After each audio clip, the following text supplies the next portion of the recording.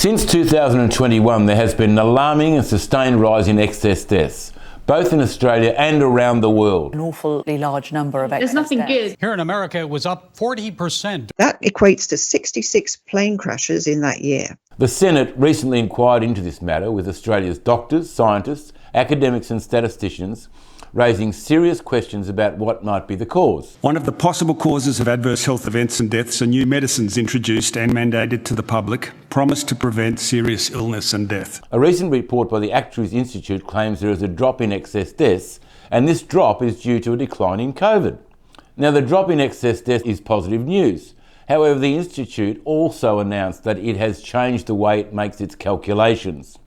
One would wonder, what impact has this had on the numbers? There was a strange thing that happened from, the standard years were 2015 to 2019, and then, there was a decision to reach back to 2013, and it turned out 2013 is a low year for mortality, 2019 is a high year, so if you wanted to tip up, the baseline and make the excess less, that's what one would do. The first line, which is 25,603, that's how many excess deaths we got by the old way of doing it. The one in white, third one down, 19,945. That's what the new model says. So you can see it's quite a lot less. Interestingly, there's barely a mention about a possible link to the COVID vaccines. In fact, quite the opposite. The report labels the impact of vaccine-related deaths as so low, it is not numerically significant to the study. I've spoken with other statisticians and actuaries who disagree with this analysis.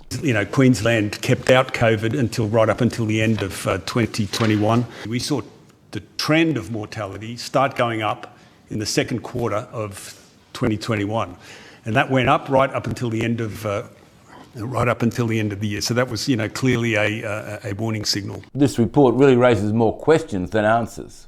Questions like, why are all the excess deaths assumed to be caused by COVID? There's a substantial non-COVID excess that is continually accumulating. It has not turned downwards as of the end of 2023. Is it appropriate to assign the death of a person in their mid-80s with multiple comorbidities as a COVID death? And in the latest iteration of the Australian Bureau of Statistics model, unfortunately, both with and from COVID is included in that model. Is anyone else concerned that the TGA, which is predominantly funded by Big Pharma and approves these vaccines, might have a conflict of interest around disclosing problems with the vaccines? In Australia, the regulator takes 96% of its funding from pharma. 96% of funding of the TGA comes from the pharmaceutical industry. Who made the decision to use the TGA's figure of 14 vaccine-related deaths when the database for adverse events reports more than 1,000? What may be the most comprehensive analysis available of the database of adverse event notifications showing there are now 1,024 reported deaths. Did APRA's threat to discipline doctors